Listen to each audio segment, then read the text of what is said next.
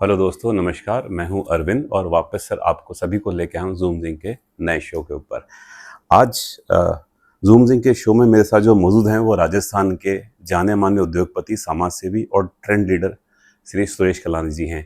इनके बारे में कुछ बोलना यानी अ, सूरज को दिया दिखाने के समान होता है। इलेक्ट्रॉनिक्स और होम अप्लायंस इंडस्ट्री में वर्षों तक बहुत मजबूत पहचान बनाई। एलजी, टीसीएल, बर्ली, कूलर, नवदीप, होमाटा चक्की सहित कई कई बड़े ब्रांड के संग काम किया है और राजस्थान को और अपने व्यापार को नई ऊंचाइयों पर पहुंचाया है। व्यापार के साथ साथ समाज सेवा, शिक्षा और युवा व्यापारियों को प्रेरित करना भी आपकी पहचान का अहम हिस्सा है। आज हम जानेंगे उनकी सफलता, व्यापारिक सोच और जीवन के अनुभवों के बारे में। तो मिलते हैं सुरेश कलानी जी से। सुरेश जी, सबसे पहले तो आपका जूमिंग चैनल के ऊपर बहुत बहुत स्वागत है। सुरेश जी, मैं सबसे पहले शो के बारे में आपको थोड़ा बताना चाहूँगा। मेरा पर्पस यही रहता है कि सर, मैं जो राजस्थान में, जयपुर में, जो समाज में, व्यापार में एक अलग प्रकार से कर रहे हैं, उन सबकी एक छोटी छोटी स्टोरी है। आपकी तो बहुत बड़ी स्टोरी है और कोशिश करूँगा कि मैं अपने व्यूवर्स को आधा पौने घंटे में आपके जीवन के बारे में थोड़ा बता पाऊँ, आपसे साझा कर पाऊँ कि आपके अनुभव जीवन के लिए कैसे रहे। तो सुरेश जी, शुरू करते हैं आपके इजाज़त हो तो। जी। तो सुरेश सर, सबसे पहले मेरे को आप ये जानना है कि you basically belongs to Jaipur?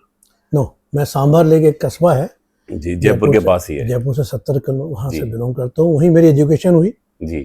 और वहीं से ग्रेजुएशन करने के बाद मैं जयपुर शिफ्ट हुआ। ओके, तो जब हम जयपुर में आए तो आपने जयपुर के अंदर व्यापार शुरू से चालू किया कि पहले कहीं आपने? नहीं, मैंने सबसे पहले बजाज इलेक्ट्रिकल्स में सर्विस की जी। लगभग 6 साल सेल्स में रहा और उसके बाद फिर मैंने ये व्यापारिक। ये कब की बात रही होगी सर? 1977 टू 83। ओके, 1977 से 83 आपने जी बजाज ब्रांड के साथ कार्य किया। तो बजाज में आपका कार्य क्या होता था सर? सेल्स में बजाज के जो होम अप्लायंसेस होते थे वो? हाँ, इलेक्ट्रिकल्स, होम अप्लायंसेस। उस समय बजाज ने टीवी भी बना दिए थे। अच्छा। और फैंस और लाइटिंग प्रोडक्ट सब। उसी समय व्यापार, मतलब आपके समझ में आया कि ये व्यापार डिफरेंट है, इस कैटेगरी के अंदर जाना चाहिए? हमारा फैमिली बैकग्राउंड व्यापार का ही रहा है। तो अच्छा। एक वैसे भी आपको मालूम है कि बनिए के बेटे हैं तो हमारे तो कहते हैं ना कि बचपन से ही व्यापार तो खून में बसा होता है। तो दिमाग में था जब मौका मिलेगा तब व्यापार शुरुआत करेंगे। तो सर, हमने अपने डिस्ट्रीब्यूशन हाउस की शुरुआत कब करी, उसका नाम क्या रखा? 1983 में शुरुआत कर दी जी। और अभी हमारा जो इलेक्ट्रिकल डिस्ट्रीब्यूशन हाउस है वो सूर्या मार्केटिंग के नाम से जयपुर में है। तो हमने शुरुआत एलजी ब्रांड से किया? नहीं, एलजी तो बहुत 1997 में एलजी इंडिया में आया था। अच्छा। तो हमने एलजी के साथ, जो उसके पहले मैं cooler line, mixer, electronics product में टीवी आता था, बोर्ड जी, कुछ स्मॉल गैस अप्लायंसेस, उन सब का काम में शुरुआत करी जी। और धीरे धीरे जब ये कंज्यूमर इलेक्ट्रॉनिक्स के अंदर में बड़ी कंपनी आई लाइक सैमसंग ने सबसे पहले हमें डिस्ट्रीब्यूशन में जोड़ा। एलजी ने भी, मैं I become first distributor of country ji. LG में जब पॉलिसी आई डिस्ट्रीब्यूशन की, तो मैं एलजी का पहला डिस्ट्रीब्यूटर बना। ओके, तो एलजी में सर पूरे जो वाइट अप्लायंसेस, जो वाइट गुड्स जिसको बोलते हैं, पूरे राजस्थान लेवल पे कार्य शुरू? नहीं, हम लोग जयपुर डिवीजन में काम करते हैं। Okay. Consumer electronics and home appliances की सारी रेंज हमारे पास। Okay. 28 years association with LG. अच्छा, आज अभी लगातार बरकरार कंटिन्यू। तो जब सर हमारे संग एक ब्रांड आता है, हम स्टैब्लिश करते हैं, तो कई बार ब्रांड, कई बार तो एरिया का डिवाइड करता है या हम लोग भी नए ब्रांड को जोड़ते हैं। तो आपने अपनी व्यापारिक जर्नी कैसे शुरू करी? कैसे शुरू से मेरा मतलब है कि आपने अब कौन कौन से ब्रांड को अपने साथ जोड़ा भी? एलजी के बाद में जब शुरू में तो हमने एलजी आटा चक्की थी हमारे पास में, नवदीप आटा चक्की, कूलर हम करते थे जी। फिर जब मेरा भतीजा और बेटा तरुण और पुनीत जब इंडस्ट्री में आए, तब उन्होंने कुछ एक्सपेंशन किया। तो पुनीत ने टीसीएल और रोकवेल के साथ स्टार्ट किया। तरुण ने भी फिर कूलर्स में बर्ली कूलर का डिस्ट्रीब्यूशन हमारे हाउस में जोड़ा जी।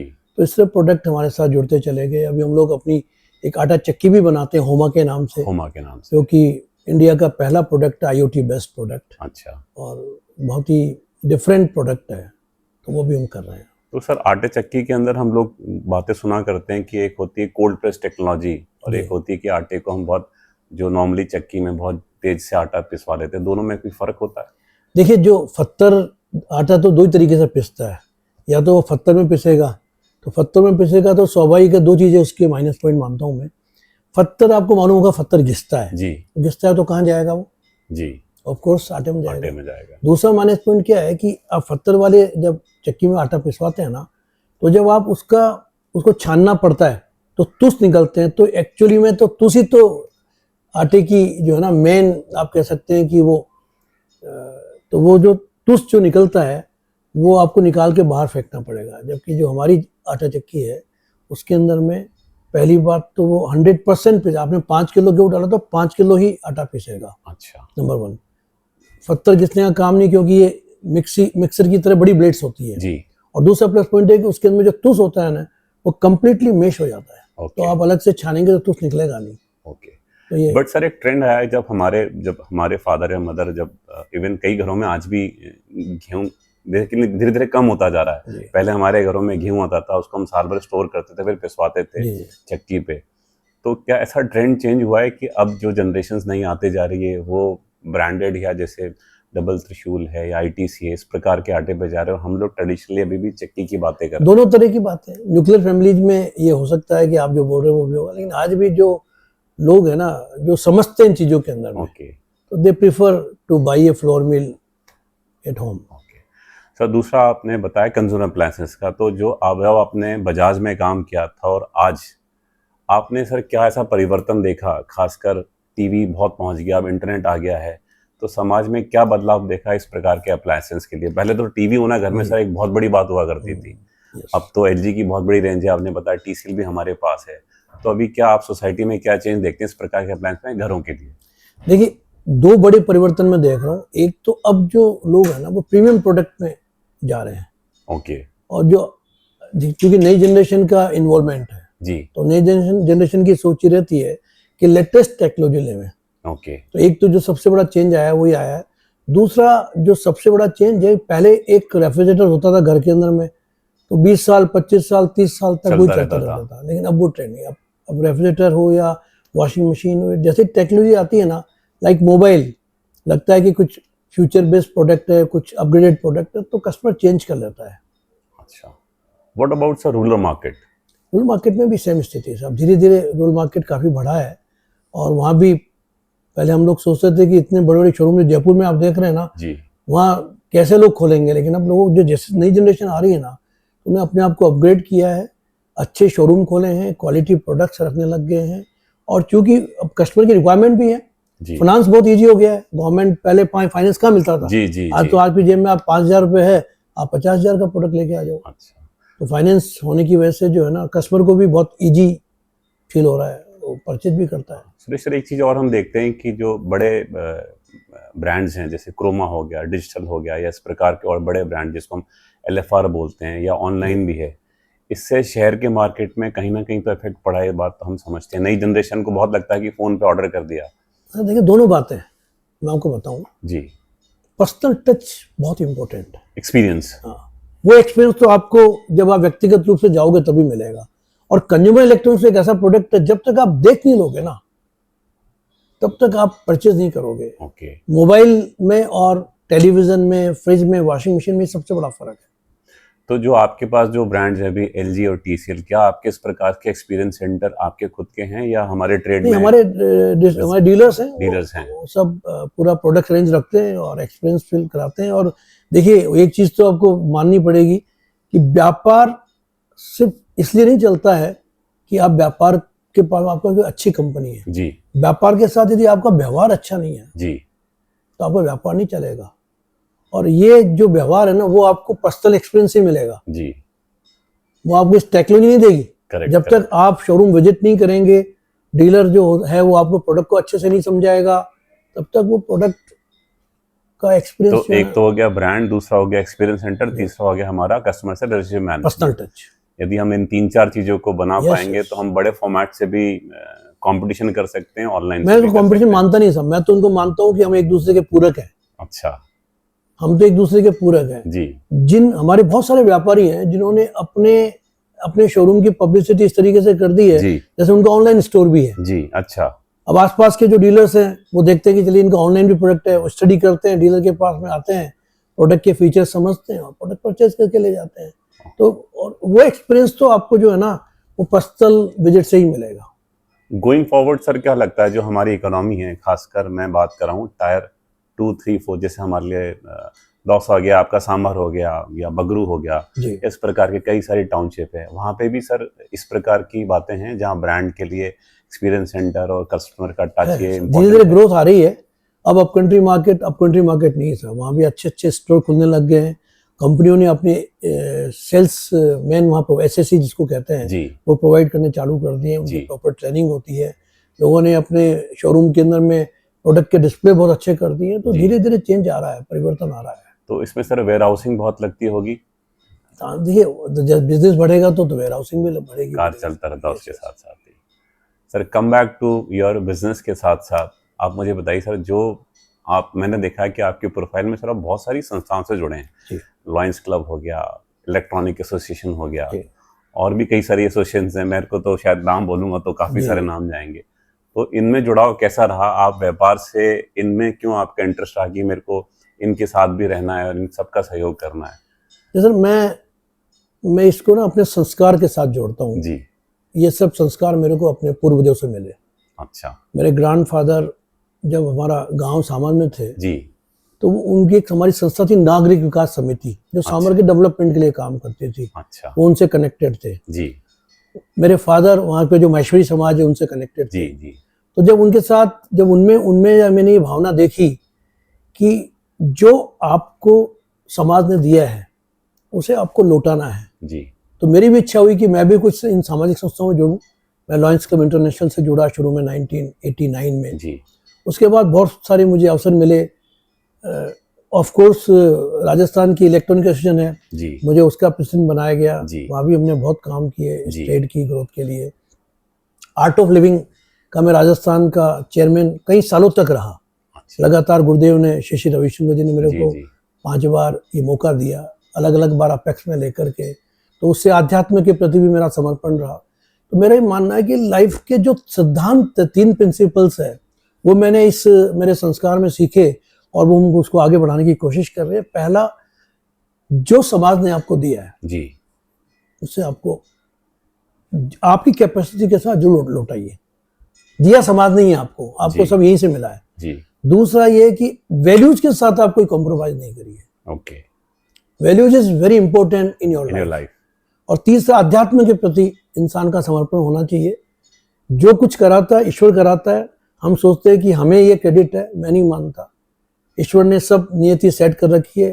निश्चित रूप से आपको अपने रिस्पॉन्सिबिलिटी, आपके कर्म करने हैं, ईमानदारी से करने हैं और संवेदना के साथ बाजार में रहना है, मार्केट में रहना है। ऐसा नहीं है कि सामने वाले व्यापारी जो आपके साथ कनेक्टेड हैं उनको एक पल भी ऐसा नहीं लगना चाहिए। उनको लगना चाहिए कि yes, I am doing business with peoples जो कि हमारी भी ग्रोथ चाहते हैं जी। क्योंकि आप जब तक सामने वाले की ग्रोथ नहीं सोचोगे ना, आपकी ग्रोथ नहीं होगी जी। सर इसमें एक और मेरा छोटा सा सवाल था कि जो कम्युनिटी सर्विसेज होती हैं, खासकर मैं जब महेश्वरी कम्युनिटी को देखता हूँ तो उन्होंने सर समाज के लिए काफ़ी सारे काम किए। कभी मैं देखता हूँ कोई जगह बना रखी है जहाँ पे शादी विवाह समारोह हो रहे हैं। स्कूल मैंने देखे, महेश्वरी पब्लिक स्कूल बहुत हैं। मैंने चिकित्सा के बारे में सुना, एक बहुत बड़ा हॉस्पिटल हमारा है। और मेरे को सर थोड़ा ये भी बताइए, खासकर मैंने मोक्ष धाम में बहुत देखा सर कि इस कम्युनिटी ने बहुत सारी सर्विसेज की और वो पर्टिकुलर कम्युनिटी बेस्ड नहीं है, वहाँ कोई भी अंतिम संस्कार अपनी फैमिली के लिए कर सकता है। तो सर इस कार्य को आपने कैसे किस प्रकार से योगदान दिया? साथ ही एक और क्वेश्चन है सर मेरा, जो आपके ब्रदर के बारे में, हमने एक फाउंडेशन भी बनाया है, राजेश कलानी फाउंडेशन। तो सर इसके बारे में थोड़ा और मुझे बताइए। देखिए, जब शुरुआत की बात करूं मैं तो 1989 में हमने सांबर लेक में जो हमारा गांव था जी, और लगातार 2012 तक हमने हर साल वहाँ मेडिकल कैंप लगाए, आंखों के कैंप लगाए। और जैसा कि मैंने कहा, ये सब चीज़ें मुझे संस्कार में मिली जी। मेरे ग्रैंडफादर, फिर उसके मेरे फादर, और फिर ये लगातार ही चलता रहा। जब जयपुर के अंदर 2012 में मेरे ब्रदर की जब अचानक हार्ट अटैक से डेथ हुई, उसके बाद फिर हमने राजेश कलानी फाउंडेशन बनाई और लगातार हम उसमें हर साल मेडिकल के क्षेत्र के अंदर में, शिक्षा के क्षेत्र के अंदर में जो हमसे बन पड़ता है हम पूरी कोशिश करते हैं। हालांकि मेरा ये मानना है कि ये सब जो काम है वो निश्चित रूप से मैं क्रेडिट उनको देता हूँ जो बेनिफिशरीज होते हैं। मैं आपको एग्जांपल देता हूँ, हमने कोरोना में 60,000 वैक्सीन लगाई। 60,000 60,000 वैक्सीन, फ्री वैक्सीन लगाई।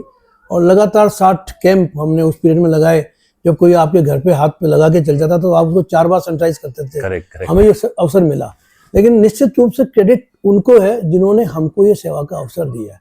मेरा ये मानना है कि वो तो कहीं भी लगाते सब वैक्सीन, पर हमारे कैंप लगाने के बाद वो हमारे कैंप में आकर के वैक्सीन लगा के गए, तो डेफिनेटली क्रेडिट उन लोगों को जाती है कि मुझे सेवा। और कहीं ना कहीं मैंने अपना जो समाज के प्रति एक समर्पण का जो भाव है कि समाज को लौटाना, तो वो मेरे को अवसर मिला।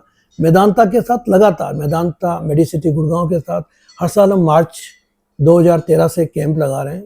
और हमारे भाई साहब की उस दिन की जो है पुण्यतिथि है, मार्च के अंदर में आती है, तो लगातार लगाते हैं। और निश्चित रूप से वो कैंप एक ऐसा कैंप है जिसमें लोग बहुत लाभान्वित होते हैं जी। और मेदांता एक इंडिया का नहीं बल्कि एशिया का is one of the biggest hospital, उनकी पूरी टीम यहाँ पर आती है और 2 दिन हमको सेवा का अवसर मिलता है। ऐसे बहुत सारे छोटे छोटे सेक्टर हैं जिसमें हमको सेवा का अवसर मिलता है। हम गौशाला के लिए भी काफ़ी कनेक्टेड हैं यहाँ। अच्छा। हमारे गांव में गौशाला है, श्री गोपाल गौशाला, उससे मेरा लगातार वहाँ जाना ना रहता है और जो हमसे बन पाता हम करते हैं। बट मैं ये मान के चलता हूँ कि हम जो कर रहे हैं ना वो हमारी जिम्मेवारी पूरी कर रहे हैं जी। मतलब पीपल्स आर ओब्लाइजिंग अस रादर कि वी आर ओब्लाइजिंग देम। तो हमें ये सेवा का अवसर मिलता है तो ये बहुत बड़ी बात है। और ये निश्चित रूप से संस्कार जीवन के अंदर में हमारे बुजुर्गों से, हमारे परिवार से मिले मेरे को। सर एजुकेशन सेक्टर में भी हमारा फाउंडेशन कुछ कर रहा है? करता है। कोई गरीब बच्चे होते हैं, कोई ऐसे बच्चे जिनके पेरेंट्स नहीं होते हैं और हमें यदि मालूम पड़ता है तो हम अपनी सामर्थ्य के हिसाब से उनकी हेल्प करते हैं। अच्छा। दूसरा जो हमारे जो स्कूल हैं, माहेश्वरी पब्लिक स्कूल हैं, इसके बारे में थोड़ा बताइए सर, इनका सेटअप कैसे होता है? जैसे माहेश्वरी समाज तो गौरवशाली समाज है, इसमें तो आपने जो जिक्र, और मैं बात अपने आप को बड़ा गौरवशाली महसूस करता हूँ कि मैं भी एक उसी समाज से आता हूँ। हमारे समाज का जयपुर के अंदर में ना सिर्फ मेडिकल के क्षेत्र में, या जैसा आपने कहा कि हमारे उत्सव अभिनंदन और ये आनंदम और बन गया है, और हॉस्पिटल हमारा एक ऑलरेडी है और बाकी हॉस्पिटल भी हमारा एक बड़ा प्रोजेक्ट आ रहा है। हमारा समाज शुरू से ही करता रहा है और मैं समाज के साथ जुड़ा रहता हूँ। जब जब भी मेरे को मौका मिलता है तो मैं उन गतिविधियों के अंदर में कंटिन्यू कनेक्टेड होता हूँ। और समाज में जिन हमारे जो भी हमारे अध्यक्ष ने सबने काम किया है सब वैसे भी देखिए, वैश्य कम्युनिटी के अंदर माहेश्वरी समाज एक ऐसा समाज है जिसकी भावना हमेशा देने की रहती है। आज एक एग्जांपल देता हूँ, हमारे यहाँ करीब लगभग 25,000 26,000 बच्चे पढ़ रहे हैं। माहेश्वरी तो उसमें 2-2,500 ही है, बाकी सब कम्युनिटी के लोग भी हैं। ऐसे आज हमारा उत्सव भवन है, 50% माहेश्वरी का, मतलब तो 50% दूसरी कम्युनिटी का, और बहुत रीजनेबल रेट के अंदर में ये भवन उपलब्ध है। चाहे उत्सव हो, चाहे अभिनंदन हो, आनंदम हो, या हमारे डायग्नोसिस सेंटर है, वहाँ 30% कोस्ट के ऊपर में लोगों को जो है ना सर्विसेज मिल रही है। तो हमारे समाज का एक अलग ही सब वो है और निश्चित रूप से हम अपने आप को बहुत गौरवशाली मानते हैं। नहीं सर, बिल्कुल, आप दूसरों को भी प्रेरित करते हैं। तो सर ये व्यापार रहा या आपके सामाजिक कार्य हुए, मैंने सर देखा है कि आपकी जर्नी में आपका धार्मिक संस्थानों के ऊपर भी बहुत बड़ा झुकाव है। आप मुझे ऑफलाइन बता भी रहे थे, थोड़ा मेरे को उसकी भी जर्नी बताइए कि ये भावना, जैसे क्योंकि अब जिस प्रकार से हमारी जनरेशन चेंज होते जा रही है, पुराने चीज़ों को थोड़ा हम लोग भूलते जा रहे हैं, कम करते जा रहे हैं, इसको कैसे सर आपने लाइफ में अभी कंटिन्यू कर रहे हैं और अपनी आने वाली जनरेशन को, बिकॉज आई नो पुनीत को मैं अच्छे तरह से जानता हूँ, तरुण को भी कुछ बार मिला हूँ, मैं देखा हूँ सर उनमें भी आप वाले संस्कार हैं, फैमिली वाले संस्कार हैं। तो इसको आप हमारे सभी व्यूअर्स को बताइए कि कैसे आपने इसको इनकलकेट किया अपने व्यवहार में और अपनी। देखिए सर, ये संस्कार अगेन मैं ये कहूँगा कि ये सब परिवार से मिलता। परिवार से पहले मेरे दादाजी, फिर मुझे ध्यान है कि मेरे दादाजी नियमित रूप से रोज 2.5 से 3 घंटा एक उनके, हमारा एक मंदिर है गांव के अंदर में शंकर भगवान का, तो रेगुलर बेसिस पे पूजा किया करते थे। फिर वो परंपरा जो है मेरे फादर में मैंने देखने को मिली, अब हम भी उसको कोशिश कर रहे हैं। और अध्यात्म तो सब देखिए क्या होता है, ये मेरा मानना है कि जीवन के अंदर में जिस इंसान में अध्यात्म नहीं है ना, अब वो कभी भी अपनी जिंदगी को वो पूरा कर नहीं सकता साहब। लाइफ को यदि वास्तव में आपको आपके जीवन को 100% देना है ना, तो बाकी चीजों के साथ व्यापार भी करिए, परिवार के साथ भी रहिए, लेकिन अध्यात्म भी जीवन में होना चाहिए। और अध्यात्म आपको एक शिक्षा तो देता है साहब कि आपके जीवन में कभी गलत काम नहीं करोगे। जिस वैल्यूज की हम बात करते हैं बार बार, वो वैल्यूज निश्चित रूप से अध्यात्म से मिलती है। मैं आर्ट ऑफ लिविंग से जुड़ा हूँ, वो भी एक आध्यात्मिक संस्था है। श्री श्री रविशंकर जी मेरे घर पे भी 3 बार अच्छा। यहाँ रुके हुए हैं, तो कहीं ना कहीं मुझे उनसे भी बहुत प्रेरणा मिलती है। और वो जिस तरीके से कर रहे हैं, पूरे विश्व को मालूम है कि आज उनका किस तरीके से अध्यात्म के अंदर समर्पण है और विश्व प्रेम के लिए वासुदेव कुटुंबम उनकी जो भावना है वो उन्हीं से मेरे में जागृत हुई है और इसीलिए हम ये कुछ काम कर पा रहे हैं। तो इसमें सर आपने यात्राएं करी हैं, धार्मिक यात्राएं, ज्योतिर्लिंग और सब चार धाम ज्योतिर्लिंग, चार कोई धाम। विशेष ऐसी यात्रा हो तो उसके बारे में बताइए सर। कैलाश मानसरोवर की यात्रा अद्भुत थी सब, 15 दिन का टूर था। और वहां तो सर अच्छे अच्छे लोग नहीं जा पाते हैं, लेकिन आप सब ईश्वर, मैं क्या कहना हूँ सब कि आपके हाथ में कुछ नहीं है जी, ये प्रभु करवाता है जी, जोग संजोग बना, चले गए और यात्रा सफल हो गई। बट वो एक अपने आप में एक अलग एक्सपीरियंस था। अच्छा, ये आपने सर यात्रा कब करी मानसरोवर वाली? मानसरोवर के साथ 7 साल हो गए मेरे को। तो वहाँ का एक्सपीरियंस या डिफरेंट प्रकार का रहा? वो एक्चुअली क्या है, देखिए वो एक यात्रा ऐसी है जो थोड़ी कठिन तो होती है जी होने को। तो जैसे अभी हम लोगों ने अभी रिसेंटली अप्रैल के महीने में हमने दंडवत परिक्रमा भी करी गिरिराज धरण की। अच्छा सर। 21 किलोमीटर की परिक्रमा परिवार के साथ मिलकर करी। तो ये सबके अपने अपने एक्सपेंसेस होते हैं, तो बट हम नहीं करते सब, वो करवाता है, भगवान कराता है, ईश्वर कराता है। हमको लगता है कि हमने करी, लेकिन वो डोर आप एक कदम बढ़िए, 99 कदम वो आपको खींच लेगा। बस आपके भाव होने चाहिए, आप में समर्पण की भावना होनी चाहिए कि हाँ ईश्वर को हमने समर्पित कर दिया, फिर वो अपने आप खींच लेता है सब डोरी। एक्चुअली सर मैंने इसलिए भी पूछा है क्योंकि हम लोग कई बार इतने सारे डिस्ट्रीब्यूशन हाउस हैं, क्लब, चाहे लॉयंस क्लब है, रोटरी क्लब है, CAG है, हम इतने इन्वॉल्व रहते हैं, लेकिन उसके बावजूद आप इन सभी के लिए समय निकाल लेते हैं, ये अपने आप में एक बड़ी बात है। तो मेरा मानना है ये तो लाइफ को बैलेंस करने वाली बात है। मैं परिवार को भी समय देता हूँ, व्यापार को भी देता हूँ और समाज को भी देता हूँ। तो मेरा ये मानना है कि ये तीनों को बैलेंस करना लाइफ में बहुत जरूरी है। अच्छा। और जो बैलेंस नहीं करता उसको कहीं ना कहीं ऐसा लगता है कि ही इज मिसिंग समथिंग। तो मैं कोशिश करता हूँ कि मैं इन तीनों में एक समन्वय में बैठा हूँ। ये आप बैलेंस कैसे करते सर? आपके दिन में पूछूं कि how you start your day? Start सुबह सुबह साहब हम लोग गुरुदेव श्री श्री रविशंकर जी का एक कोर्स है हैप्पीनेस प्रोग्राम, उसमें सुदर्शन क्रिया सिखाते हैं। अच्छा। तो वो हम लोग करते हैं, बेटर आपके साथ ही करता हूँ मैं। अच्छा। तो वो आधा पौन घंटा हमको उसमें लगता है, फिर मौका मिलता है तो थोड़ा समय होता है तो घूमने चले जाते हैं जी। उसके बाद में नियमित रूप से शंकर भगवान को जल चढ़ाने का जी जो एक परंपरा रही है परिवार की, वो करने के बाद मैं यहीं पे गाय भी मेरे घर में है, गौमाता भी है, तो उनको कहते हैं ना कि पहली रोटी चढ़ाना होती है गौमाता के नाम। करने के बाद फिर भोजन करके और ऑफिस निकल जाते हैं। सब दिन भर ऑफिस रहते हैं, शाम को समय पे ऑफिस आने की कोशिश करते हैं, फैमिली को टाइम देते हैं।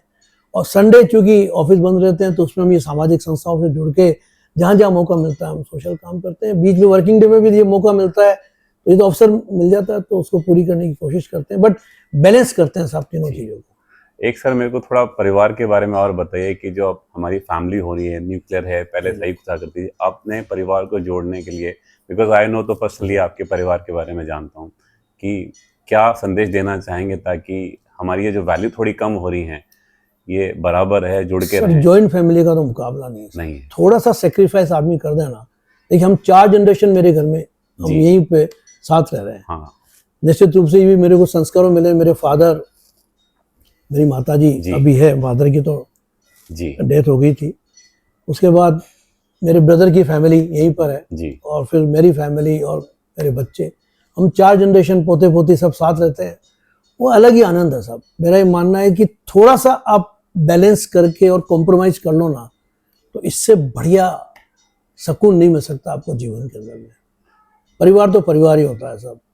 लेकिन क्या सर आपने भी समय के संग कुछ चेंजेस अपनी पर्सनालिटी में लेके आए? क्योंकि देखिए सर समय तो चेंज हुआ है, नो डाउट, नई टेक्नोलॉजी है, नए प्रकार के कार हैं। पहले आपने ब्रदर के साथ काम किया, अब आप उनके बच्चे और अपने बच्चों के संग व्यापार कर रहे हैं। तो आप भी फ्लेक्सिबल रहे हैं कि नहीं, मैंने जो कहा है वही सही है? मेरा मानना है कि हम करते हैं हार्ड वर्किंग जी, बच्चे करते हैं स्मार्ट वर्किंग। तो दोनों के बीच समन्वय बहुत जरूरी है जी। मेरा अनुभव और उनके जो काम में हो सकता है 7 दिन में करता हूँ वो 7 घंटे में करते हैं जी जी। तो दोनों के बीच समन्वय बैठाने की कोशिश करते हैं और इसीलिए चल पा रहा है जी। सुरेश सर, मेरा अगला क्वेश्चन ये था कि आपने इतनी सारी बताई, व्यवसाय से, धार्मिक संस्थानों से, सामाजिक से, तो अब जो यंग एंटरप्रेन्योर हैं, जैसे पुनीत हो गया, मैं हो गया, या हम लोग जैसे नई जनरेशन आ रही है, उनके लिए what kind of message you want to give the young, आप यंग एंटरप्रेन्योर्स को क्या मैसेज देना चाहेंगे सर?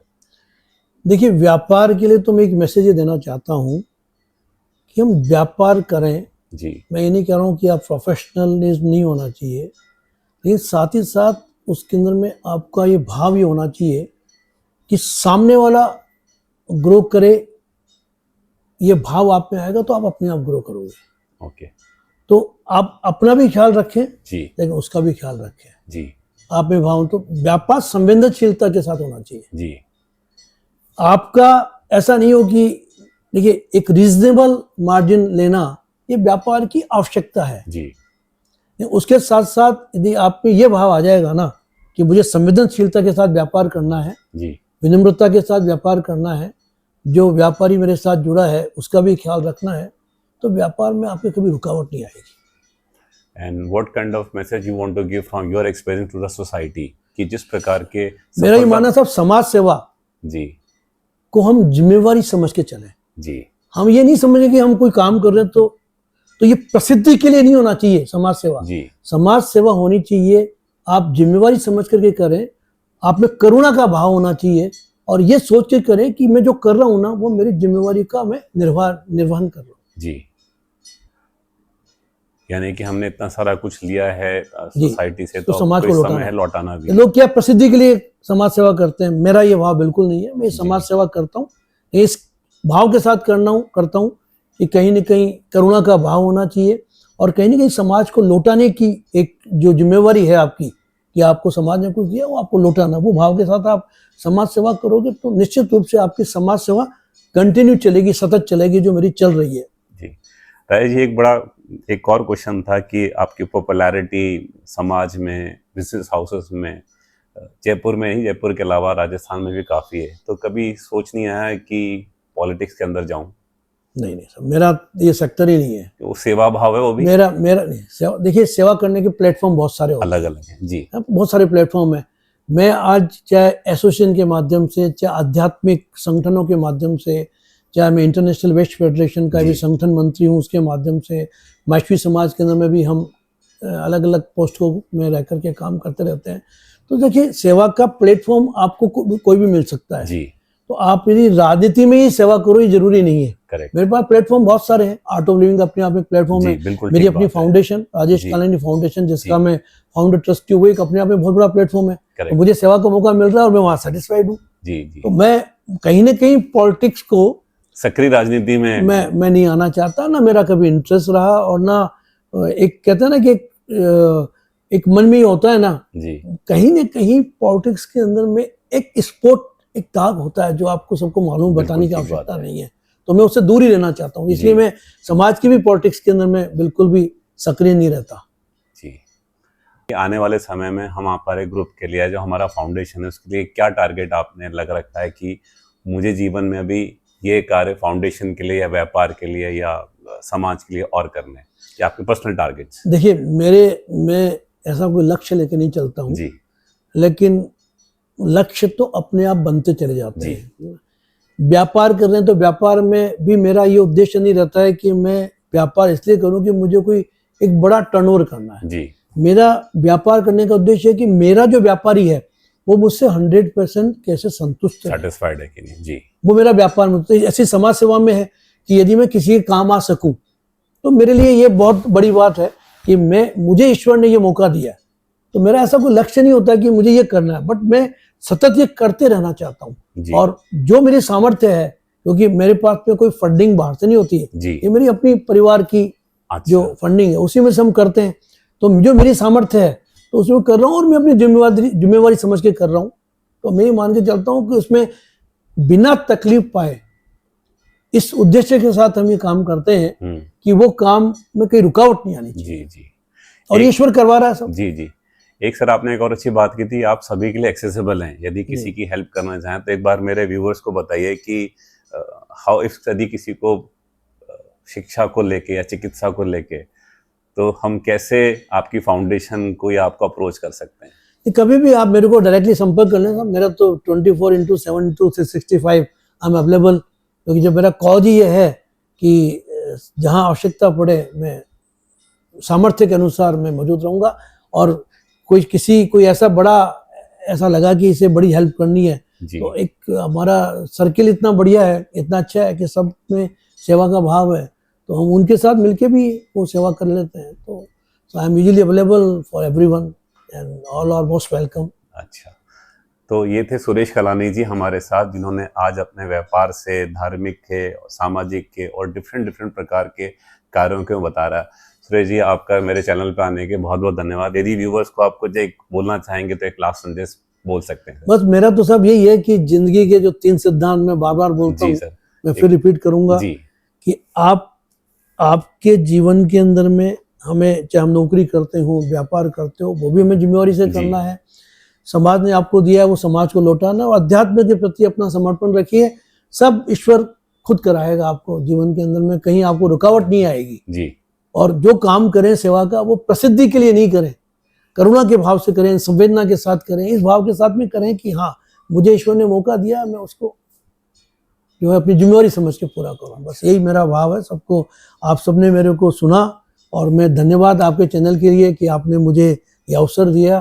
मैं आपके चैनल के लिए भी, आप ईश्वर आपके चैनल को बहुत आगे लेकर के जाए, और जो लक्ष्य आपने अपने चैनल के रखे हैं वो पूरे हो। बस इसी भावना के साथ मैं आपका बहुत बहुत धन्यवाद। Thank you Suresh ji sir, thank you so much. Thank you.